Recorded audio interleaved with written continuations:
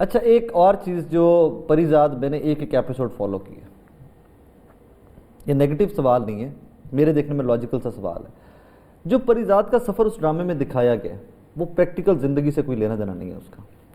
اور میں نے بہت سارے بچے ہیں جن کو میں دیکھتا ہوں ڈیجیٹل میڈیا پہ، وہ دو کے مجھے تو وہ کبھی فرق ہی نہیں لگا، لیکن بچوں کے جس کا کلر تھوڑا سا سانولا ہے، ٹین ہے تھوڑا سا، یا جو مشکل مالی معاملات ہیں اس کی زندگی کے، وہ آگے لکھ دیتے ہیں کہ پریزاد کمنگ سون، کہ جی میرا مستقبل پریزاد ہے، وہ اس کو آئیڈلائز کر رہے ہیں اس کریکٹر کو. تو سر اس میں بھی تھوڑا سا آپ کو نہیں لگتا کہ ہماری تربیت میں اگر ڈرامے کا رول جو کہ بالکل ہے بڑا وائٹل رول ہے، تھوڑا ریئلٹی سے ملتی جلتی پروڈکشنز ہونی چاہیے؟ میں نے آج تک زندگی میں نہیں دیکھا کہ ایک ہمارا موٹر مکینک بھائی ہیں میرے، میں خود اس معاشرے کا حصہ ہوں، اسی قوم کا حصہ ہوں، وہاں سے اٹھے اور بلینئر بن جائے وہ. تو اتنا اس کو فینٹسائز کر کے ایک چیز کو دکھا دینا کہ لوگ اس کا نیگیٹو امپیکٹ زیادہ لینے لگ جائیں کہ محنت کا رستہ چھوڑ کے بس میں کسی ایک گینگسٹر کا کسی ایک ڈان کے ساتھ لگ جاؤں تو میں ارب پتی بن جاؤں گا. تھوڑا سا نیگیٹو امپریشن نہیں جاتا سوسائٹی؟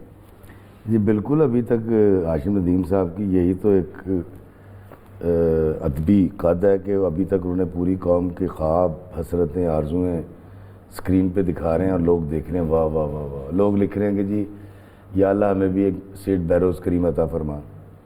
پریزاد سانولا ہے، ہم سب سانولے ہیں، اس کو کالا دکھانے کے بعد ہم سب سمجھتے ہیں بھائی کریمیں بک رہی ہیں اسی ملک میں. ہم نے آج تک یہی نہیں مانا کہ ہم کالے ہیں. تھوڑے تھوڑے فرق کے ساتھ آپ، میں، کیمرہ مین، یہ ہم ایک ہی رنگ کے لوگ ہیں. بالکل ایسے اور 19.5-20 کا فرق، 19 کا بھی نہیں. اور جب اللہ کہتا ہے کہ میں نے سب سے اعلیٰ مخلوق انسان کو بنایا تو یار مان لو وہ سارے اسی بڑے چنگے ہیں کیونکہ اللہ نے بنایا. بالکل ٹھیک. دوسری بات یہ ہے کہ کدی ایک کڑی تے عاشق ہو جاتا ہے، کدی دوسری تے ہو جاتا ہے، پھر تیسری تے ہو جاتا ہے. کام کم کوئی کرتا نہیں، خواب دیکھتا رہتا ہے، لیکن سافٹ سپوکن ہے، شاعری کرتا ہے اور سافٹ سپوکن ہے. اس کے بعد ایک سیٹ سے ملتا ہے تو اس کی بیوی کے ساتھ اٹی سٹی لگا لیتا ہے. تو وہ اب دیکھیں اس کی بیوی کو فیسلیٹیٹ کس بات پہ کر رہا ہے، وہ خیانت کرنے جاتی ہے. نیگیٹو ہے. اس کے بعد کہتا ہے مجھے مار دو، وہ کہتا ہے میں مرموں کو نہیں مارتا. تو سیٹ کا مہربانی تھی، اس نے مارا نہیں اس کو. اس کے بعد کہتا ہے جی اس کی بیوی کو قتل میں نے کیا. پھر جھوٹ، ایک اور جھوٹ، مطلب قتل کا الزام لے لیا. پھر اندر چلا گیا، واپس آیا تو اس کو بتایا کہ سر آج کے بعد آپ ہمارے باس ہیں، مالک آپ ہیں. اب وہ پیسے بانٹتا پھر رہا ہے. بھائی اس نے اپنا کنواں کھود کے پانی نہیں پیا. اور یہی میں بار بار کہہ رہا ہوں، مجھے امید ہے، میں ڈرامے کی آگے کی کہانی نہیں جانتا. وہ تو میں پوچھنے والا تھا آپ سے. میں وہی بتا رہا ہوں، میں ڈرامے کی اگلی کہانی نہیں جانتا، اور جتنی جانتا ہوں وہ بھی نہیں بتاؤں گا.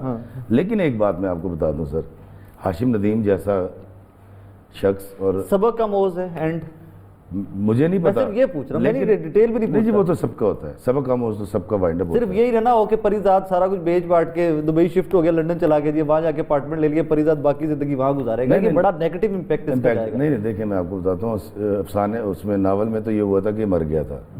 لیکن میں آپ کو ذاتی جو میری بات ہوئی ہے، میں نے ہاشم بھائی کو بھی 4-5 دن پہلے بھی فون پہ کہا تھا، میں کہا ہاشم بھائی ایک تو اس کو ماریے گا نہیں، اور مجھے لگتا ہے اس کا یہ والا اینڈ بڑا اچھا ہوگا، اور پھر دونوں ہنسی خوشی رہنے لگے. لیکن ابھی ہاشم ندیم جیسا شخص اگر آپ کو یہاں پھنسا دیتا ہے کہ لوگ کہہ رہے ہیں یا اللہ ہمیں بھی ایک غلط سیٹ عطا فرما. نہیں سر، وہ سمجھدار آدمی ہے، مجھے ایسا لگتا ہے.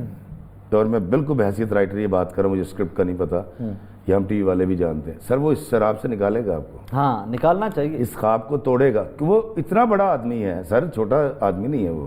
بابرکت رائٹر ہے، اس کے جملے سن لیں، اس کی سچویشن سن لیں. آپ ہاشم بھائی سے ملیں گے، آپ ان کے گرویدہ ہو جائیں گے. تو چھوٹے گھر سے، گاؤں سے اٹھ کر ایک سی ایس پی افسر آتا ہے، اس کی اپنی کہانی اگر وہ لکھیں تو وہ ہٹ ہو جائے. I think in times to come, in days to come, ہمیں اس طرح کی کہانیاں بھی چاہیے. جو میرے تو یہ بڑا دل کے قریب ہے کیونکہ میں خود چھوٹے گاؤں سے اٹھا ہوا انسان. سو میرے تو خود یہ دل کے بہت قریب ہے کہ جب ہم دیہاتی ترقی کرتے ہیں تو وہ لوگوں کو بتائیں کہ یار اس کے انڈے بھی ان پڑھ نہیں رہ گئے، انڈے بھی جاہل نہیں رہ گئے. سر جو شخص مطلب میں میرا بیٹا مجھے بڑی اچھی بات کہتا ہے، علی کہتا ہے بابا میرے لیے سکسیس سٹوری آپ ہیں. بہترین، جسٹ پرفیکٹ. 5 بھائی، ایک میرا باپ ایک چھوٹا سرکاری ملازم تھا، اس نے پڑھتے پڑھتے اپنی نوکری کے دوران بی اے کیا اور وہ اسسٹنٹ میں ریٹائر ہوا. وہ ایک سارٹر بھرتی ہوئے تھے پہلے اسکیل کے. ہم 5 بھائی تھے، ہمارے پاس ترقی کرنے کے علاوہ کوئی چانس نہیں تھا، محنت کرنے کے علاوہ کوئی چانس نہیں تھا. ہمیں یہ کرنی تھی، نہیں تو ہم ختم ہو جاتے ہیں، ختم ہو جاتے. اور مزے کی بات پانچوں کے پانچوں ماشاء اللہ کا شکر ہے کہ ان بیبے کہندی ہے گڈی چ بیٹھنا ہے دیج نہیں بیٹھنا ہے نہیں بیٹھنا. تو یہ ہم نے کیا ہے. تو اصل پریزاد وہ ہیں آپ لوگ ہیں، ہمارا یہ معاشرہ ہے. ہمارا وہ جو گیٹ کیپر ہمارا کھڑا ہوا ہے نا بیچارہ، وہ جو حفاظت کے لیے، اور وہ جو ہمارا ڈرائیور ہے، وہ جو ہمارا کھاری ہے، ہمارا کسان ہے، یہ ہیں پریزاد، یہ ہیں ہیرو، ریئل ہیروز ہیں. یہ چلاتے ہیں. ہم تو یار بڑے آرام سے جاتے ہیں، 10-15 دن شوٹنگ کرتے ہیں، اس کے بعد ہم 6 مہینے بیٹھ کے کھاتے ہیں ان پیسوں کو، اور پھر انٹرویو دے رہے ہوتے ہیں کہ ایکچولی ہوا یوں تھا. سر ہیرو وہ ہے جو روز سارا دن کام کرتا ہے. بالکل ٹھیک. اس پریزاد کو اوپر لانے کی کوشش کرتے ہیں. بالکل ٹھیک کہہ رہے ہیں. اچھا، جس طرح ہیرو کی بات کر رہے ہیں، مجھے آج بھی لگتا ہے میرا ہیرو دلہ بھٹی ہے. مجھے آج بھی لگتا ہے جس بلڈ لائن سے میں خود ہوں، رایا احمد خان کھرل صاحب ہمارے ہیرو.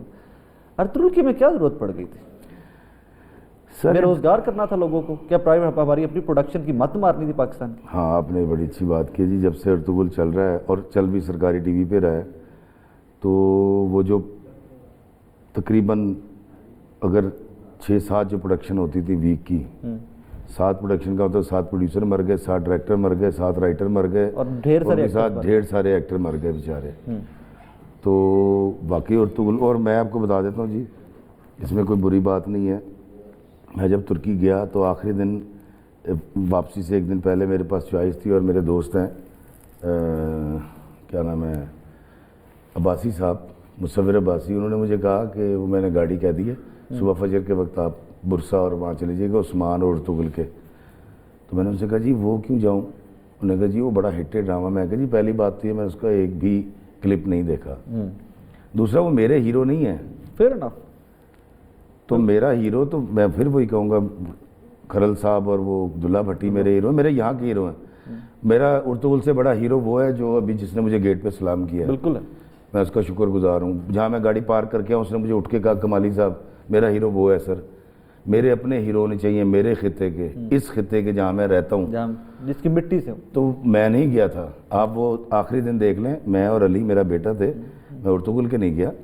میں 11 بجے اٹھا، ہم 10 بجے، اور ہم گئے اور فیری کے اوپر ہم نے سیر کی، دونوں باپ بیٹے نے. وہاں سارے جوڑے تھے، ایک میں اور علی تھا کہ ہم 2 مردوں کا جوڑا تھا میرے بیٹے کا. ٹھیک ہے. تو بھائی میں اس کے مزار پہ بھی نہیں گیا تھا. ٹھیک ہے. میں پھر یہ کہوں گا کہ وہ کیا ہے کہ کسی کا شعر تھا نا کہ خودکشی کرنے کی ہمت نہیں ہوتی سب میں، اور کچھ دن یوں ہی لوگوں کو ستایا جائے. سبحان اللہ. میں قسم کھا کے کہتا ہوں کہ وہ لوگ جو پی ٹی وی کی وجہ سے جن کو رسک ملتا تھا، وہ پروڈیوسرز، وہ ڈائریکٹرز، وہ سارے فارغ بیٹھے ہوئے ہیں. اور میں آپ کو ایک بات بتاؤں کہ چنگیز خان جھگڑالو، کمینہ، ظالم، جو مرضی اس کو کہہ لیں، جب اس نے دربار بنا لیا اپنا محل، اور اس نے اس کے اندر اپنے 9 رتن جو رکھے تھے، مطلب 9 رتن مطلب اس کے جو وزراء تھے، اس کے اندر یہودی تھے، اس کے اندر مسلمان تھے، اس کے اندر کرسچنز تھے، اس کے اندر ہندو تھے جو بڑے پڑھے لکھے لوگ تھے. اس نے اس وقت بھی جو رائٹر تھا نا، اس نے 2 کام کیے تھے.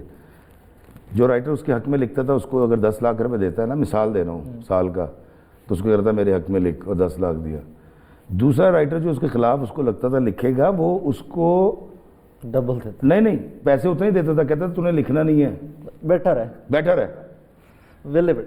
سر کسی بھی قوم کا تہذیب و تمدن جب بام عروج کو چھوتا ہے تو وہاں یہ چیزیں ڈرامہ پیدا ہوتا ہے، افسانہ لکھا جاتا ہے، شاعری ہوتی ہے، یہ چیزیں ہوتی ہیں. اب آپ مجھے بتائیں کہ اگر رائٹر جس نے راہ متعین کرنی ہے، جس نے قوم کو راستہ دکھانا ہے، اگر وہ مالی مشکلات کا شکار ہو جائے گا اور اپنے گھر کے کچن میں سے نکلے گا تو کچھ کرے. خدا کی قسم میں آپ کو حقیقت بتا رہا ہوں کہ ظلم کیا گیا ہے. یہ ان کے کسی بہت بڑے اپنے ان کے کسی فائدے کی بات تو ضرور ہو سکتی ہے، پلان کا حصہ تو ضرور ہو سکتا ہے کہ آپ مطلب آپ آئی ڈونٹ نو کیوں چلا رہے ہیں ارطغرل. میرا خیال ہے یہ پاکستانی ڈرامے چلنے چاہیے پاکستان کے بنے ہوئے، تاکہ میرے لوگوں کو، میرے ٹیکنیشینز کو، میرے آرٹسٹوں کو روزگار ملے. آخری منٹ ہے ہمارا، جاتے جاتے شاعری کچھ بھی اچھا سنا دیجیے. جی وہ جس کو آپ سب نے بڑی عزت بخشی وہی میں سناؤں گا. کسی بشر میں 1000 خامی اگر جو دیکھو تو چپ ہی رہنا. کسی بشر کا جو راز پاؤ یا عیب دیکھو تو چپ ہی رہنا.